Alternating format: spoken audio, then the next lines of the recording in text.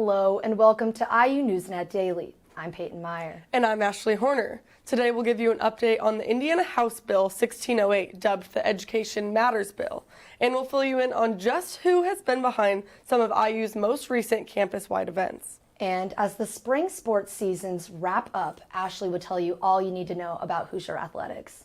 NewsNet Daily begins now.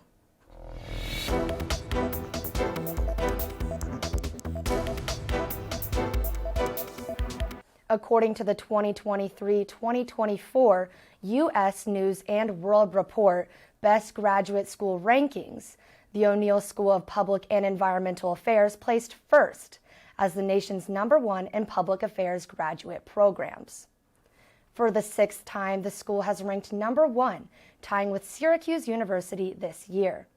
In addition to being the #1 national graduate program, the O'Neill School's public campus ranked #1 in specialty areas including nonprofit management, public finance and budgeting, leadership, and more.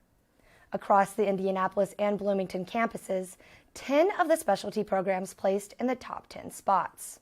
And moving on, this Wednesday, students, faculty, and community members are invited for a campus-wide vigil for murdered and missing Indigenous relatives. The events take place at 5:30 p.m. in Dunn Meadow, and attendees are asked to wear red in solidarity, the colors commonly used among the Indigenous community to connect with their ancestors. Native American and Alaskan Native rate of assault, murder, and violent crimes are all higher than the national averages.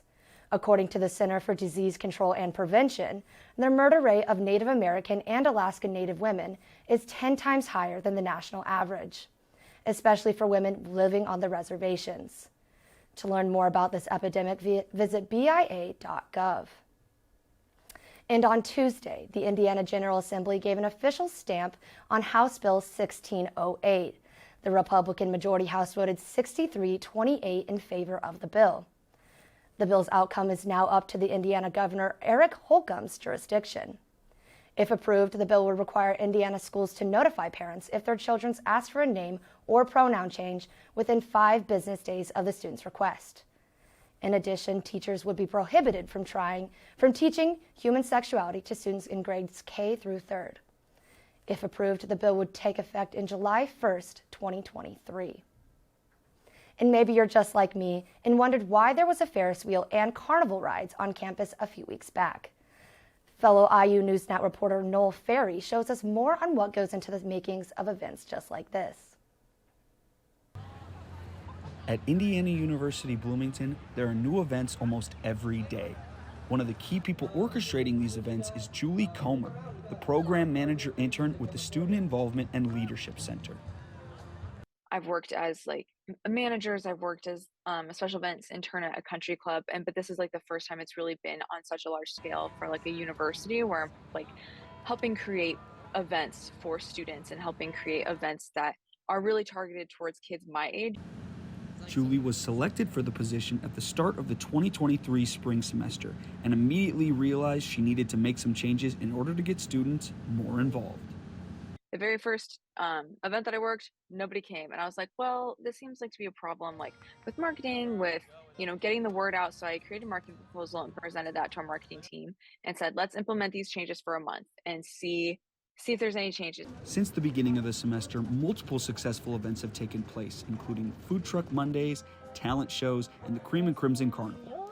Many of those on campus can't stress the importance of these events enough. Going to, talks or concerts or recitals or exhibitions or what have you helps to kind of create a sense of community and a kind of ongoing conversation that happens between the individual and the whole rest of the campus. Events are scattered everywhere on campus, meaning you can walk straight from your classes right into a brand new activity. Making sure that everyone feels involved is a big task, but for Julie, she sees it as a necessary and welcome challenge. Here, it's really cool because there's such a wide variety of people and such diverse interests.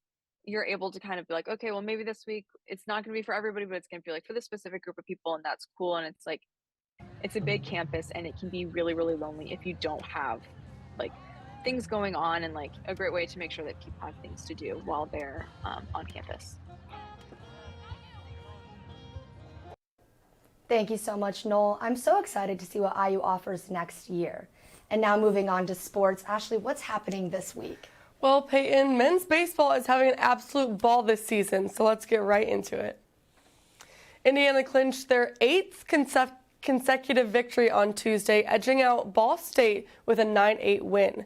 6 of the top players on the Hoosier team contributed hits, with 5 of them having double-digit hitting streaks.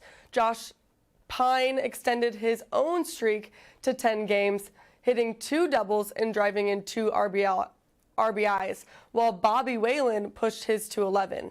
Indiana now looks to play the other top team in the Big Ten, Maryland, in a weekend series starting on Friday. And the men's Big Ten tennis tournament is underway in Bloomington, and the Hoosiers are expected to compete in the opening match this Thursday. Indiana, who is ranked 9th, will face number 8 Penn State.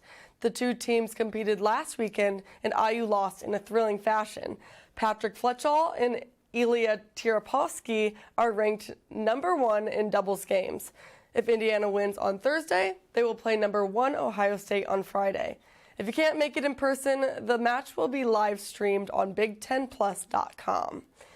And Indiana's varsity 8 crew made waves on Tuesday in rowing as they were recognized by the Big Ten as Boat of the Week. The crew won a 3-boat race against number 12 Ohio State and Michigan State on Saturday with an impressive time of 6:30.4. That time was 4.5 seconds faster than the Buckeyes and 31.2 seconds faster than the Spartans. The Hoosiers have one more regatta before the conference championships. They will host Notre Dame on April 29th. And one more thing before we go. Mattel Barbie has added a brand new doll to its pink plastic fashionista line. On Tuesday, Mattel announced its first ever Barbie doll representing someone with Down syndrome. Down syndrome is a condition in which someone is born with an extra chromosome.